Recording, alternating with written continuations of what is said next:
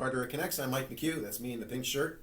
Richard Clark over. Hey, not every man can wear a pink shirt. All right, I just happen to be one of those guys. I wouldn't say you could. In fact, I look like I'm right out of Walt Disney World there, because this is a Disney shirt. It's pink. My dad's shirt was my dad's shirt, and my coffee cup from what an offensive name that is. Look at that.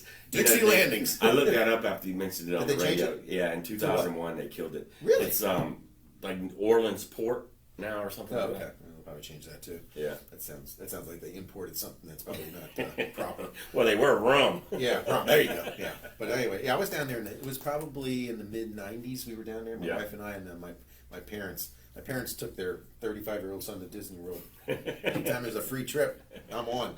That was fun.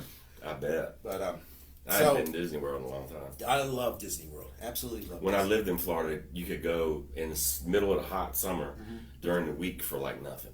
If you're a resident. Because it's expensive. Yeah, if you're a resident. So we went like on a random Wednesday, and it was so hot. It is hot. It's fun though, isn't it? Oh, I had a blast. Yeah, I love Disney. One of the best rides, I'll try to make this short. One of the best rides they had at the time was at I guess it was Universal or whatever it is, the movie park. Yeah. And you go in, and they have like a hologram screen thing going on of this alien, and it was some kind of like beam me up deal, and the scientists accidentally brought the alien back instead, and the alien breaks all this stuff. Well, you're sitting in this chair with speakers and stuff right behind you, and the alien starts walking around, and you can hear him walking like in this speaker, so it sounds like he's right here, and then over here. Well, then at some point, it sounds like he's behind you, and they blow air on the back of your neck. Oh, so it feels like he's breathing on you. Wow. And then he bites somebody, and they splash a little bit of water on your face. So it feels, and I'm telling you, it was fantastic. Bet they're not doing that today. Yeah, I don't know if they're still doing that or not. It was great though. I love it. Then the rides are great. I like the log flume, and they have that Song of the South. It's such a great, takes you back to a gentler time. Song of the South. I think gentler time depends on who you talk to. What's that all about? But anyway. Hey, so I bet you're wondering, why has Richard got a baseball, and why are there four of them here in front of us? Well, we're baseball fans, one, and I'm a collector, two. And these are some souvenirs that picked up over the years. One of those is a Pete Rose ball. This ball was autographed by Pete Rose and other Phillies as well. Gary Maddox, they played back in the 70s and 80s. Larry Boa, shortstop. And your father threw out the first pitch at the Kinston Indians game. My father-in-law, Russell, there he is. That's fantastic. He's the guy. He was like... He was about 83 years old. World War II veteran, and on August 20th, 2007, I'm trying to think, it's a day after his birthday. His birthday was August 19th. That's great. Yeah, so it was a day after his birthday on 2007 up at Granger Stadium in Kinston. He threw this ball, there it is, out for the opening pitch. So it was funny because we saw Dr. Anthony Fauci throw out the first ball. Horrifying. And it was horrible. And there's my father-in-law. I know you can't see it, but he's got perfect form. Yeah. He's got perfect form. I was going to say for an 83-year-old, but he delivered it, and you can see the catcher there is catching it backhand. So it did make it to the plate, and he was off the mound a little bit, but it was a straight shot. He was out of the strike shot right in there, and then he autographed it. And I guess it's because I grew up in sports, but my father didn't actually teach me how to throw a ball. So I'm always amazed when I see people that can't throw it all. Yeah. And I'm like, I just can't wrap my brain around it because I don't understand where you grew up. You throw right-handed? Yeah, I'm right-handed. Do you ever try to throw left-handed? Yes. Have you any success? A little bit. Well, reason is another story is I dislocated a couple fingers playing basketball on my right hand, so I had to spend the whole summer with that in a cast. So I learned to play tennis left-handed. Yeah, that's hard. And it actually, I was trying to be John McEnroe, but it actually helped me do everything else. And in basketball, you tend to have to use your left hand. I think there's a few major league players that not only bat right and left, switch hitters, but they can throw. Yeah. And I had a shoulder issue, I still do, but up until about age 40 or so, 45, I could bring it. I mean, I could throw this thing 300 feet.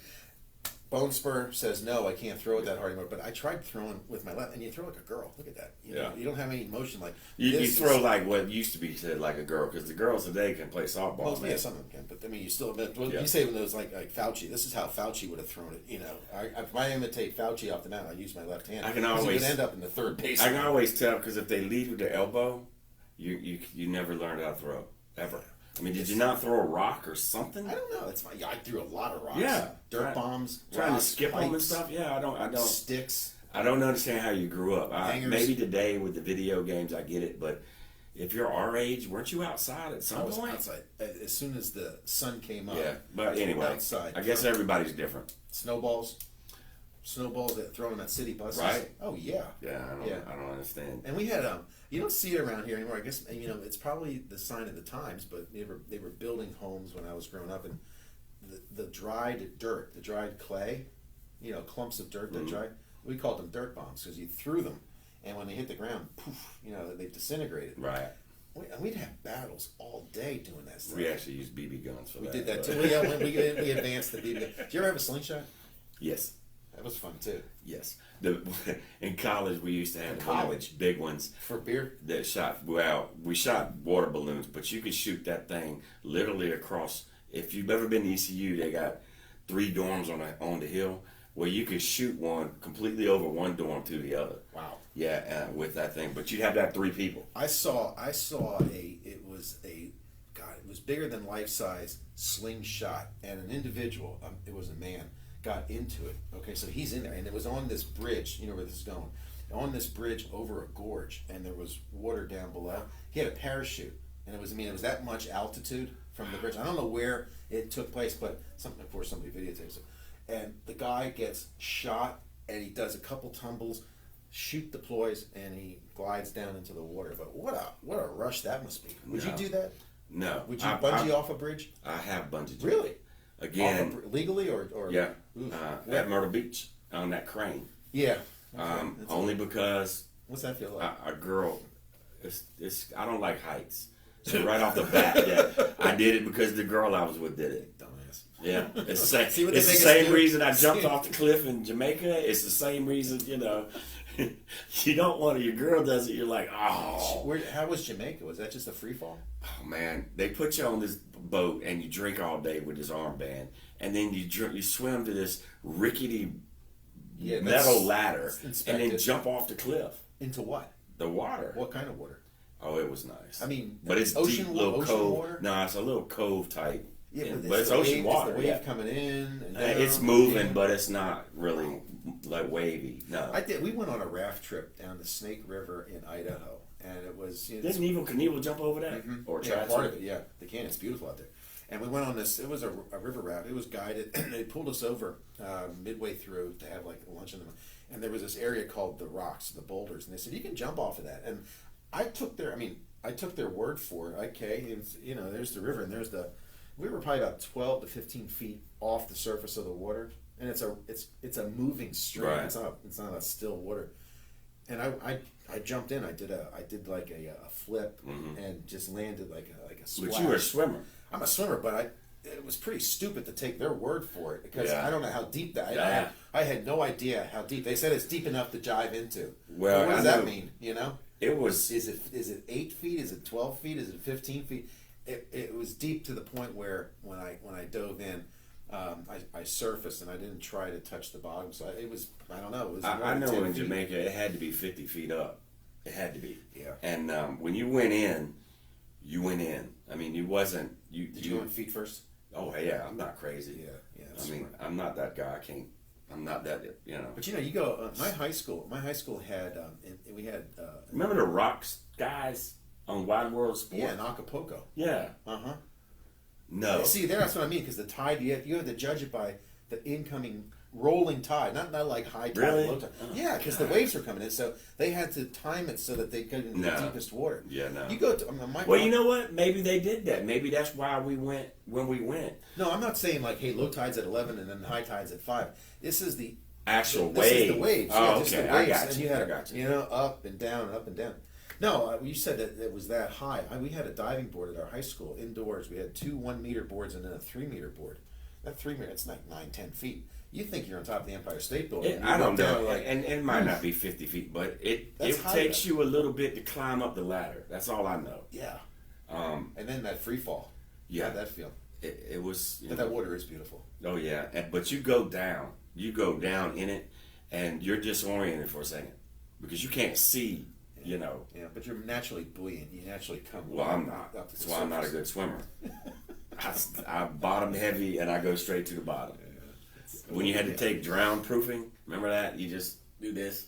I couldn't do that. What, in swim class? Yeah. At ECU, in order to pass, a freshman requirement was you had to swim a lap on an Olympic pool, and you had to drown proof for a minute or 5 minutes. What does that mean? Like shred water? Yeah, you lay on your back and do this. Okay, yeah. I couldn't what do you do have on? Your bathing suit? Yeah, I couldn't do it. I kept sinking. Really? Yeah, I'm bottom heavy. Yeah. And so eventually, you know, we had some trial runs, and then the day came. So I did the lap because I can make myself move in the water. But then I just walked around the line and got in the other line like I had done the other sport. You cheated. Yeah, I cheated. We used to, for life-saving classes, as a lifeguard, we took our clothes and we inflated them. That's kind of cool. Yeah. Take your pants off in the water. It's not a bad idea to learn that stuff. Yeah, around here, if you're in the ocean. Well, that's why I don't like those open ocean boats and stuff. I don't want to be out there. See, you should go out to the you and Gwen should go out to the ocean and just see if your life-saving skills or your drowning skills are still sharp. Even though you skipped them at college, but the salt water is more buoyant than the pool water you were in. Salt water you naturally float. You can't hardly sink. I've been in the open ocean swimming for long enough to jump in. Again, girl did it. Yeah. Jumped in behind her and swam right back to the boat and got out. But I did it. Are you fearful of the big fish? Yes. Really? Yeah. Yeah, I gotta bother you. Yeah, I know, but you know. That's it. But you know what? Tell that to the lady in Maine. But I do like the dolphins. The dolphins were cool. Yeah. Did you swim with the dolphin?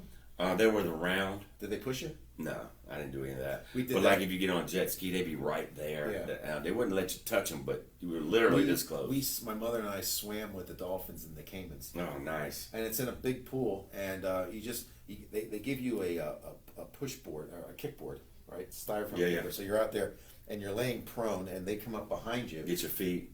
And they move you. I bet. Oh my God, it was cool. I don't know how do they train that? You know, the dolphin. Like dogs. I guess, yeah, they're smart. Yeah. But that was a lot of fun. That was a lot of fun. We went on my mother and I went on a cruise. It's a long story, but we went to Jamaica first, which we should have just stayed on the boat. Right. And we didn't. We went up into the hills, and we were in the grill. Yeah, Mom wanted to buy some pot, so I said, let's go out into Ocho Rios. I'll find some ganja, man. And she got a couple dubs, brought it back. She was happy with that. Yeah, okay, so Mom. the rest of the cruise was good. We went to the Caymans after that. So I had to put your money in the bank. I had get it offshore. Yeah. So I figured that's what the trip was. Mom had to get some more money out of the Caymans, so she'd go back to Jamaica and buy some more weed. So and get the shipping. I'll tell you what, that talk about Jamaica and pot and weed. Oh, it's everywhere. It's everywhere. If you get off the tourist map. Stuff. Well, we kind of did. We got off the boat, which I know y'all did that tour after the guy begged y'all. But the guy took us up into the hills. Yes, and they were the Rastas. The Rasta. We went just sitting in trees. Literally, I'm not saying. This is their. This is he called him Tree Man, and there he was, and he had the real dreads, thing, and he was smoking. That one in Caddyshack, the Bob Marley. It was the Bob Marley, and it was just I'll say aroma. I like the smell of pot. I think to me it's a pleasant smell. I don't smoke it. I had my time when I did back in high school and a little bit of college, but not much. I never bought it. I always mooched it off a cigarette. It's better than patchouli. I love the smell of it. I hate patchouli. What's that? It's that's the oil. You burn it though. I'll never hippies. We went to my hippie girlfriend in college. Or if you went to like a record store, they would always have those incense. That's what it was. Record store. They don't even have those anymore. Yeah. What do we mean? Is anybody listening? Yeah. Like three people. What do we mean when we say record store and cutouts? What's I know what you know what cutouts are. Don't say it, but see how smart our listeners are. We used to get the ones from Blockbuster. Cutouts. Yeah. And bring them back and put in college and put them in. You go through the bins like that, and I remember there was a band called Hawkwind. Look it up sometime. They were musicians, but it was like you had to be stoned to listen to them, and it was both. It was two sides of the album, and it probably played for about 45 minutes or so. And I don't know. I don't think it was one song. Yeah. But we. Well, that's the Grateful Dead style. Just play one song for 45 minutes. Yeah. I remember when the Grateful Dead when they were touring. You ever seen them? I never saw them perform. I saw them when they came to like Washington D.C. and they played at the Cap Center. And to they were at RFK. And to RFK. Yeah, I went to see them at RFK. To understand their attraction and their appeal. So the stadium. No, this was actually, they did play the Capitol Center, and for about a 5-mile radius around the stadium, it's its own little town. In parking lots and a micro economy was just the entire entourage, the fan base. Yep. And they would set up tables and tents and sell. They were selling whatever, brownies, cookies. Yeah. Anything. I just remember I was over at this one business complex, office park, and you know how typical, 2-story building, parking area, landscape, and there's the deadhead people, and literally just like passed out in shrubs. This is it's the middle of the day. I'm working, they were up, following the band, and the band would typically play like a couple nights. Yeah, right, 3 nights usually. Yeah, and just what a dedicated following. Well, a good friend of mine who worked at the company that I worked at. He followed them all over the place. He'd go to California, see them play, Texas, wherever. And I'll never forget the day that Jerry Garcia died. It was like Pat's father had died, and we all paid respects to Pat. Hey, sorry for Jerry's passing. Seriously, yeah.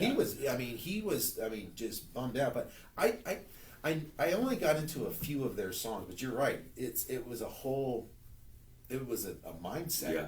My hippie girlfriend in college, who ironically is from Carteret County, she took me to a Dead show. We stayed for 2 days, camped there in the truck, and but it was an experience. Number one, they would jam on the stage. It's an experience. But I will say this: it's its own little world, and it's as close to what I would thought the area outside of Medieval Castle is like.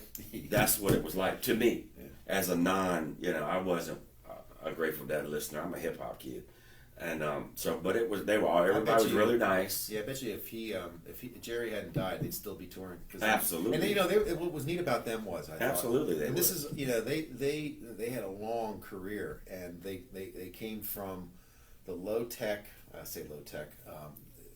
album rock. Nobody had cell phones, none of that, but they encouraged people to record their shows. They were one of the few, the only artists that really encouraged. Well, I'll use them as a segue. Do you know that in '94 they funded the Croatian basketball team? Because you remember that was during the breakup of that was probably the bloc. Yeah. Well, in the Bosnian War. And so they didn't have any funding. Bill Walton happened to be calling some of that. Obviously, he's a huge Dead fan. And somehow or another, he put, the guy's name's Peter something, that was one of the Dead guys. He put him in touch with somebody, and they got to talking, and they ended up funding that team. And if you go back and watch, they were wearing tie-dyed uniform. Yeah, but they funded the whole thing. And it's, Dragan Petrovic and a lot of the guys that ended up in the NBA wearing those uniforms. Yeah. So, and I bring that up because my NBA starts tonight, thank goodness. Yeah, you're excited. I'm beyond Who's excited. Who's the first game? What channel is it on? TNT, Utah Jazz against the Pelicans and Zion. At what time? Brandon Ingram from Kinston. Nice. 6:30. Unusual time, 6:30. And where's it played? Orlando. All of them are Orlando. Oh, that's right, Orlando. So East Coast. Okay, so it's East Coast. Yeah. Now, will they play on? Are they playing on different courts tonight? Yes. Okay. Yes. So I guess they scrub and clean. Essentially, it's like watching. It's essentially like they're playing in a theater, like a opera theater. Yeah. It's a court set up in there. It's now, not. Is NBA, or do you know any advance that the NBA might be piping in sound? Yeah, they will be using some sound because one of the new techs they're going to try is if you have their app and another app, I can't remember which one it is, you can tap a button if you see something exciting, and if enough of you tap the button, the crowd noise will actually go up. Oh my goodness! Okay, they're going to try it. Yeah, try it. I just like to hear the squeak of the shoe on the floor. Well, getting to that with baseball, I didn't like the piped-in noise, although I understand it. But what I did enjoy, and I didn't enjoy a lot of it, don't get me wrong, but what I did enjoy was the actual sound of the game that you don't ever hear. I watched the guy for the Braves hit a home run, and he hit, when it came off the bat, it sounded like a bazooka. Yeah. It was great. Yeah, I know. It was so loud, and I was like, that's the goal that baseball needs to be. Yep. They need to get a mic on the umpire so we can hear the pop when the pitcher does it. Yeah. They need to do all that that they haven't even thought about. They better hurry up. And they need to get the kids in the stands catching the foul balls, the Boy Scouts. We talked about that weeks ago, and now they're doing. Now they're having. Now I read a story about that. Because these balls are being fouled off, and normally and they sit there for days. They just sit there, Yeah, days. Yeah. The guy hit a home run was there for the next game the next day. I do that for you. Finally, some guy walked out there and got picked it up. Yeah. Just imagine all those baseballs out there. It'd be so cool to do that. And new ones, because they use new ones. Yeah. Oh yeah. I mean, what's the average length of a time and play that the ball has? Maybe not very one much. or two. Well, total length of action in a baseball game minutes. was 10 to 12 minutes. Yeah. And so what's a baseball? Yeah. A minute? Because they go through less than that. Yeah, they go through 60, 80 baseballs. I would say a ball that's hit in a major league game goes through the infield. Well, it goes. It probably sees 1.5 batters. Yeah, probably. You know, because it may go back to the pitcher after the out's made. And then you have the ones that might make it a while, but then you have the other ones that only get fouled off or something like that. So it is what it is. But it's nice to have all these sports back for me. Yep. I know some people don't care about it, but anything that helps us get back to a little normalcy is great. It's not going to happen. It ain't going to be normal this year. No.